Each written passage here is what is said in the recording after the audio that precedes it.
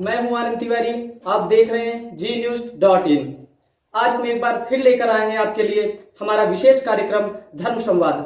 हमारा कार्यक्रम धर्म संवाद हर बुधवार शाम 7 बजे देखना ना भूलें हमारे चैनल gnews.in पर। आज हम धर्म संवाद कार्यक्रम में आज हम चर्चा करेंगे धर्म के विषय पर, धर्म से जुड़ी अन्य बातों पर। आज हमारे साथ जुड़ रहे हैं हमारे स्टूडियो में हरिद्वार उत्तराखंड से एक ऐसी शख्सियत जिनका हम आपको परिचय कराना चाहेंगे। हमारे साथ जुड़ रहे हैं आज हरिद्वार से संतोष मुनि उदासीन जी महाराज, जो कि एक संगठन भी चला रहे हैं, जो संगठन के अध्यक्ष भी हैं। ये संत समागम संगठन, संत रक्षा संगठन है हरिद्वार उत्तराखंड का। महाराज जी, आपका बहुत बहुत स्वागत है हमारे कार्यक्रम में। धन्यवाद। हाँ, मेरी आवाज आ रही है आपको? आपका बहुत बहुत धन्यवाद और हम जी न्यूज का तहे दिल से स्वागत करते हैं। जी महाराज जी, आज हम आपसे जानेंगे कुछ धर्म के विषयों में बात करेंगे, आपसे धर्म से जुड़ी कुछ बातें करेंगे आपसे। हाँ, बिल्कुल बिल्कुल अवश्य। जी महाराज जी, सबसे पहला तो हमारा सवाल आपसे ये होगा कि जो ये आपका संगठन है संत समागम संगठन। हाँ जी। तो ये जो संगठन है इसके क्या मुख्य उद्देश्य हैं, क्या कार्य है संगठन ये के? संगठन का प्रधान मैं नहीं हूँ, मैं उत्तराखंड का प्रदेश अध्यक्ष हूँ। और ये जो हमारा संत समागम संत रक्षा संगठन है, इसके हमारे जो प्रधान हैं वो श्री विनय कांत जी हैं, वो कानपुर के हैं और वो अध्यक्ष हैं। मैं प्रदेश अध्यक्ष हूँ, वो राष्ट्रीय अध्यक्ष हैं। तो हमारे ये जो संगठन है संत समागम संत रक्षा संगठन, तो इसका उद्देश्य ये है कि संतों पे जगह जगह अत्याचार हो रहा है, दुराचार हो रहा है, सताए जा रहे हैं जी, तो इनकी रक्षा होना चाहिए। तो हमारा संगठन आवाज उठाएगा। कहीं भी कोई संतों पर कोई सताता है किसी संत को, तो हमारा संगठन उसके प्रति आवाज उठाएगा। हम रक्षा मंत्री को ज्ञापन देंगे, वहाँ के एसपी जिला अधिकारी को ज्ञापन देंगे जी, और जैसे भी होगा हम संतों की रक्षा करेंगे। और हमारे संगठन का एक उद्देश्य ये भी है कि हमारे जो वृद्ध संत हैं उनकी पेंशन होना चाहिए। जिस तरह से गृहस्थ लोगों को पेंशन मिलती है, हमारे संतों को कोई पेंशन नहीं मिलती है। ऐसा क्यों है? हमारे रेलवे में कहीं भी टिकट विंडो है, वहाँ संतों के लिए अलग लाइन होना चाहिए। जिस तरह से महिलाओं की अलग लाइन होती है, उसी तरह से संतों के लिए अलग लाइन होना चाहिए। तो हमारे संगठन के यही कुछ मुख्य उद्देश्य हैं और आगे भी हम मतलब जो है हमारी मेन उद्देश्य यही है कि संतों की रक्षा होना चाहिए, धर्म की रक्षा होना चाहिए। देखिए, जब संत हैं तो धर्म है, और जब संत ही नहीं होंगे तो धर्म की रक्षा कैसे होगी? आप विचार करें मन में।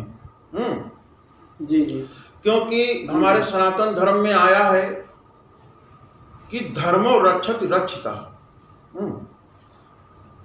हमारे धर्म की संरक्षण कौन करते हैं? हमारे ब्राह्मण करते हैं, संत करते हैं।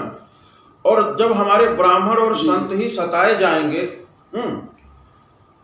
तो बताइए धर्म की रक्षा फिर कैसे होगी? तो इसलिए हमारा ये संगठन हमारे परमाध्यक्ष श्री विनय कांत जी ने बना के तैयार किया है। और वो बड़ी जोरों शोरों से हमारा उठ रहा है संगठन। अभी हम लोग और भी सक्रिय होंगे, पूरे देश तक हमारे लोग जुड़ेंगे और एक दिन संगठन का हमारे नाम होगा, ऐसी कामना करते हैं। अगला सवाल पूछिए। जी महाराज जी, बहुत अच्छा कार्यक्रम कर रहे हैं आप लोग और बहुत ही अच्छा आपका संगठन कार्य कर रहा है। धर्म से जुड़ी व संतों से जुड़ी बहुत ही अच्छे कार्य कर रहे हैं। अभी मैं एक चीज और आपसे जानना चाहूंगा, अभी बीते कुछ ही दिन पहले महाराष्ट्र में एक संत की हत्या हुई थी। कुछ ही समय पहले पंजाब में भी और अन्य प्रांतों में भी जो संतों की हत्या हो रही है, इसके बारे में आप क्या कहना चाहेंगे? क्या सरकार को करना चाहिए इस चीज के लिए, इसकी रोकथाम के लिए क्या होना चाहिए, या आपका संगठन क्या इस चीज के लिए कोशिश कर रहा है? इस विषय में हमारे संगठन ने ज्ञापन दिया है रक्षा मंत्री जी को, और भी हम कदम उठा रहे हैं कि जो इस तरह से संतों की घटनाएं हो रही हैं, आगे चल करके हम सरकार से मांग करेंगे कि जो भी, जैसे मान लो संत हैं, कोई कथावाचक है, हम लोग संत हैं, तो इनके लिए सुरक्षा की व्यापक प्रबंध होना चाहिए। हाँ, जब संत मार दिए जाते हैं तब वहां सब नेता राजनेता जाते हैं, 4 दिन के बाद मामला शांत हो जाता है। हम चाहते हैं कि उनको मारने से पहले उनकी समुचित सुरक्षा, उनको सिक्योरिटी दी जाए। हाँ, और जी विधिवत, जैसे मान लो कोई राष्ट्रीय लेवल के संत हैं या हमारे संगठन के प्रदेश के अध्यक्ष हैं, राष्ट्रीय लेवल के पदाधिकारी हैं, उनके लिए हम सुरक्षा की मांग करेंगे। उनके लिए सरकारी सुरक्षा होना चाहिए राष्ट्रीय लेवल की।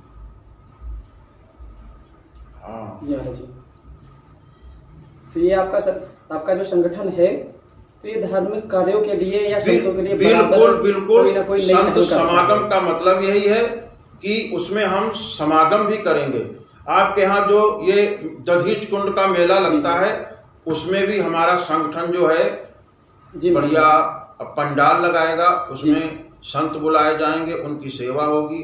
ऐसा जो है संगठन कार्य कर रहा है। धीरे धीरे हम लोग विचार कर रहे हैं, जब भी दधीच कुंड का मेला आएगा हम प्रशासन से मांग करेंगे, वहां पर पंडाल लगेगा।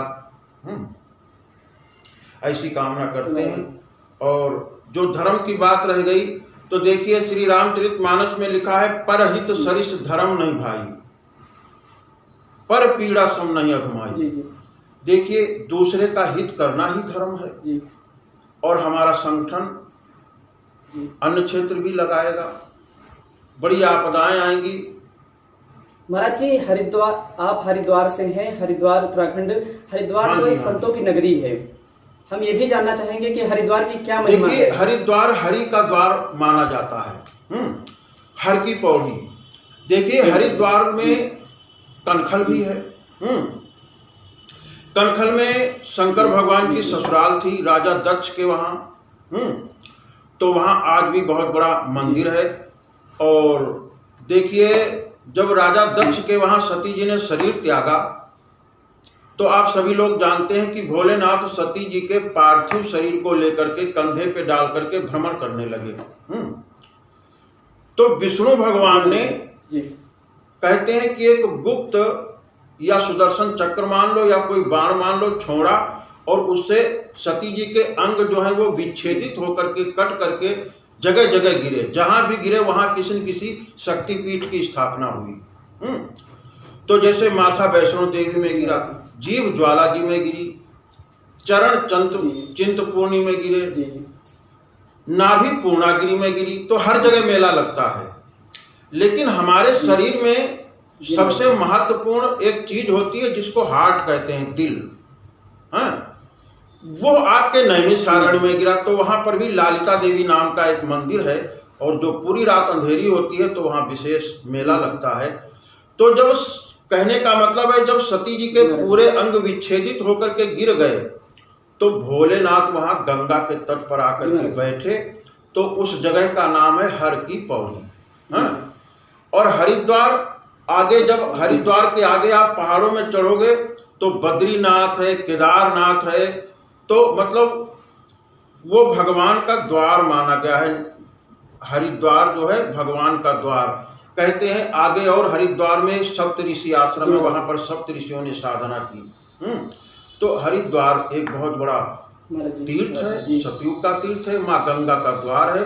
वहां की मुख्य तीर्थ माँ गंगा है, तो इसलिए हरिद्वार की बड़ी महिमा है। ऐसा हम कह रहे थे कि जी आप हमारे कार्यक्रम से जो जुड़े, आपने आज कई चीजों को हम लोगों से साथ साझा किया, धर्म के बारे में, धर्म विषय के बारे में, ग्रंथों के बारे में, या कोरोना काल की महामारी के बारे में।